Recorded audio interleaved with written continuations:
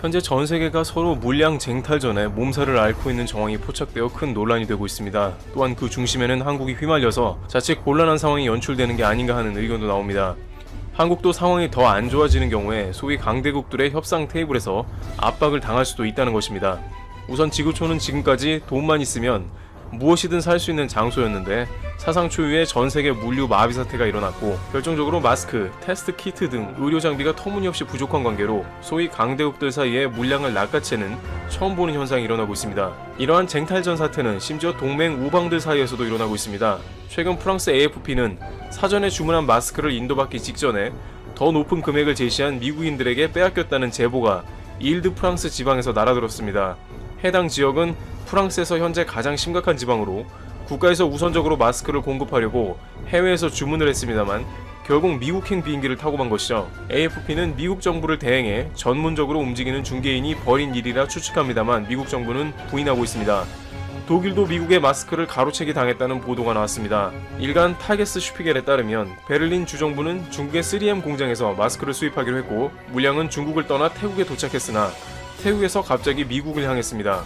베를린 주의회 관계자는 현대판 해적행위로 비인간적이고 용납할 수 없다며 독일 정부가 항의할 것을 촉구했습니다. 일각에서는 미국 기업인 3M에 정부에서 긴급 군수물자 방위법을 적용해서 미국으로 마스크를 뺀 것 같다는 추측도 나옵니다. 한편 미국을 비판하던 프랑스도 정작 이탈리아와 스페인의 마스크를 웃돈 주고 빼돌렸다는 보도가 나오고 있습니다.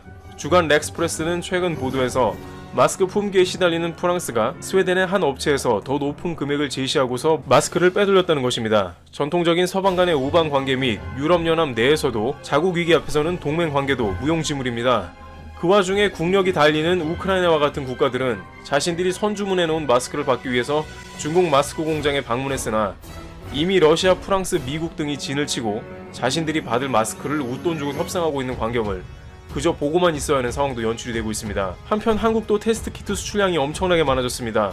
독일 일간지 슈투트가르트 차이퉁은 한국이 의료 물품을 수십억 유로 가량 수출했다고 밝히고 있습니다. 실제 다른 나라들의 2월 수출량이 곤두박질친 반면 한국은 겨우 작년 대비 0.2%만 감소하는 모습으로 상당히 선방을 했는데 주된 원인으로 테스트 키트 등의 물량이 전 세계로 수출되고 있기 때문이라고 전해집니다. 전 세계 약 120여 개 국가들이 한국의 관련 물량 수출이나 도움을 요청하고 있는 국면이며 한국의 관련 기업들도 생산량을 본격적으로 확대해가며 때 아닌 호황을 맞는 상황입니다만 자칫 한국도 고래 싸움에 휘말리는 경우도 생길 수 있다는 우려도 나옵니다. 프랑스 일간 르 피가로는 지난달 보도에서 이스라엘의 첩보기관 모사드가 진단키트를 대량으로 확보하기 위해 투입됐다고 전했습니다. 전 세계 각국들이 마스크나 키트 등 물량 확보를 위해서 중개업자들, 심지어 첩보기관까지 대거 시장에 뛰어들어 시장을 교란하고 있다는 분석이 나오고 있는 것입니다. 전방위적인 마스크 쟁탈전에 대해 미국 조지 워싱턴대의 크리스토퍼 유킨스 교수는 관련 물품 시장이 붕괴했다라며 공정하고 투명한 경쟁이라는 방식은 작동하지 않고 있다고 촌평했습니다.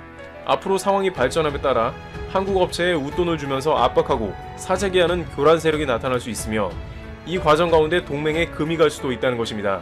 반면 이러한 쟁탈전 가운데 한국에 좋은 점도 있다고 합니다. 바로 바이오 강국으로 인식이 되고 수요가 몰리는 점입니다. 한국의 테스트 키트 기술은 국제 표준으로 지정될 예정이며 현재 관련 시장에서 메이드 인 코리아 제품이 가장 인정받으며 수요가 높은 상황입니다. 이 모든 것이 국가의 역량과 동시에 평가를 받기 때문에 한층 국격이 상승하는 모습도 나옵니다.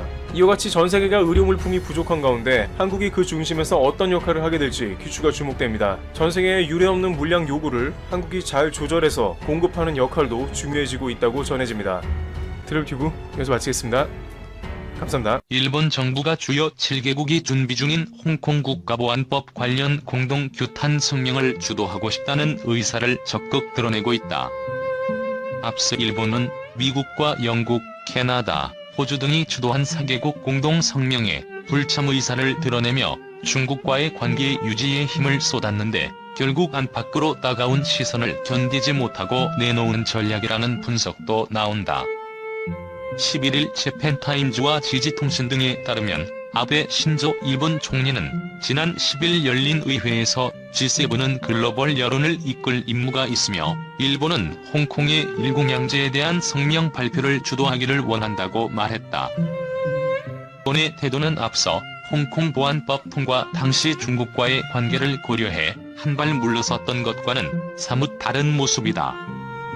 앞서 일본은 홍콩 보안법 제정을 규탄하는 국제 성명서에 이름을 올려달라는 미국, 영국, 캐나다, 호주 등 4개국의 제안에 불참 의사를 밝혔다. 연내 시진핑 중국 국가주석의 방일이 예정된 만큼 중국과의 관계를 유지하는 게 중요하다는 판단이었던 것으로 분석된다. 다만 별도의 기자회견 형식을 빌어 홍콩의 자유와 법치주의 등이 심각하게 우려된다고만 말했다. 하지만 이후 일본의 태도에 대한 비판이 점차 거세졌다. 일본이 4개국 성명 제안을 거절했을 당시 해당국들은 큰 실망을 표명한 것으로 알려졌다. 다만 스가 요시히데 관방장관은 각국이 일본의 대응을 높이 평가한다며 실망하는 목소리가 우리에게 전달됐다는 것은 전혀 사실이 아니다라고 부인했다. 일본 내에서는 중일 간 센카쿠 분쟁 등이 계속되고 있는 상황에서 시 주석의 국빈 방문 결정은 신중해야 한다는 목소리도 나왔다. 이 같은 상황에서 도널드 트럼프 미국 대통령이 한국과 호주, 러시아, 인도 등을 G7에 초대하겠다고 밝힌 것도 이번 결정에 영향을 미친 것으로 보인다. 일본은 아시아에서 유일하게 G7 참가국인데 자국의 존재감이 약화되는 것을 우려하고 있다는 것이다. 가나가와대 조교수이자 아시아 안보 전문가인 코리 월러스는 일본 정부는 그동안 중국과의 경제 협력을 통한 경제적 이익을 보존하기 위해 미중 갈등에서 균형을 유지해왔다면서도 하지만 홍콩의 현 상황은 이를 공개적이고 직접적으로 진술하는 것을 피할 수 없게 만들었다고 말했다. 이에 일본 정부는 차라리 성명 준비 작업을 주도하며 전체적인 어감을 조정하는 등 역할을 할 것이라는 전망도 나온다. 미국 측에는 일본이 중국에 강하게 항의하고 있다는 것을 보여주는 반면 중국에도 절제하고 있다는 모습을 보여준다는 전략이라는 것이다. 현재 모테기 도시미스 일본 외무상은 다른 G7 내 외교 장관들과 성명에 담길 내용을 조율하고 있는 것으로 알려졌다. 장바오후이 홍콩 링난데 아시아 태평양 연구센터장은 아베 정권의 의도를 가늠하기는 어렵지만 일본은 미국을 만족시키는 방향으로 간파를 구체화하면서도 중국을 완전히 소시키지는 않을 것이라고 설명했다. 또 여러 국가가 함께 규탄 성명을 내게 되면 G7이라는 배경에 가려져 중국의 분노가 분산될 것이란 기대감도 있을 것이란 분석이다. 월러스 교수는 G7은 일본에게 숫자상의 안도감을 준다며 유럽인들이 포함이 된다면 일본을 향한 어떤 피해도 최소화가 될 것이라고 말했다. 한편 앞서 화춘잉 중국 외교부 대변인은 우리는 이미 일본의 깊은 우려를 표명했다며 홍콩 국가보안법 추진은 순전한 중국 내정에 속하며 어떤 나라도 간섭할 권리가 없다고 반박했다. 중국 관영 매체가 우한 총영사관 업무를 재개하기로 한 미국 정부의 결정에 대해 제발 바이러스를 달고 들어오지 말라는 네티즌의 반응을 제목으로 뽑아 보도하며 달갑지 않은 반응을 보였다. 중국 공산당 기관지 인민일보의 자매지 환구시보는 11일 미국 무부가 우한 주재 미국 총영사관이 업무 재개 방침을 의회에 통보했다는 소식을 전하면서 네티즌들의 글을 인용해 이같이 주장했다. 환구시보는 총영사관 업무 재개 소식에 중국 네티즌들은 환영하지 않는다는 반응을 보였다고 전했다. 신문에 따르면 한 네티즌은 미국인들은 중국에 오기 전에 우선 2주 동안 자가격리를 하고 우한에 도착한 뒤에는 다시 2주간 집중격리하기를 바란다. 절대 바이러스를 중국에 가지고 와서는 안 된다고 지적했다. 다른 네티즌은 우한은 아주 힘들게 정상 질서를 회복했는데 미국인들은 바이러스를 다시 돌려보내려고 하느냐? 필요 없다. 미국 스스로 바이러스를 퇴치한 뒤에 들어오라고 주장했다. 우한 주재 미국 총영사관은 오는 22일 업무를 재개할 방침이지만 상황에 따라 변동이 있을 수 있다고 주중 미국 대사관 측은 밝혔다. 앞서 미국 무부는 중국이 1월 23일 우한 봉쇄 조치를 취하자 다음 날 총영사관 운영을 임시 중단한 데 이어 28일 우한에 전세기를 보내 자국민과 총영사관 직원들을 철수시킨 뒤 총영사관을 폐쇄했다. 중국 정부는 미국의 선제적인 철수와 총영사관 폐쇄에 대해 과도한 조치라며 강력 반발했다. 이후 영국, 일본, 프랑스 등 각국의 대탈출 행렬이 이어졌다.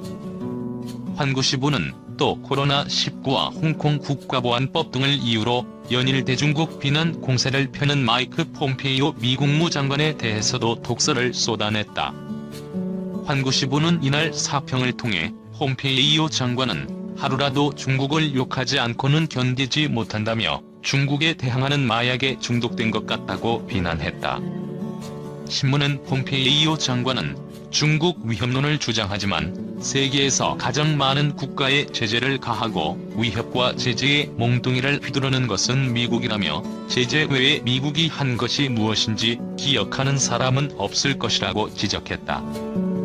이어 미국이 중국을 향해 전면적인 전략적 압박을 가하는 것은 완전히 정치적 사심에 의한 것이라며 폼페이오 장관은 젖먹던 힘까지 짜내 반중 동맹을 만들려 하지만 이런 노력은 분명한 한계가 있다고 덧붙였다.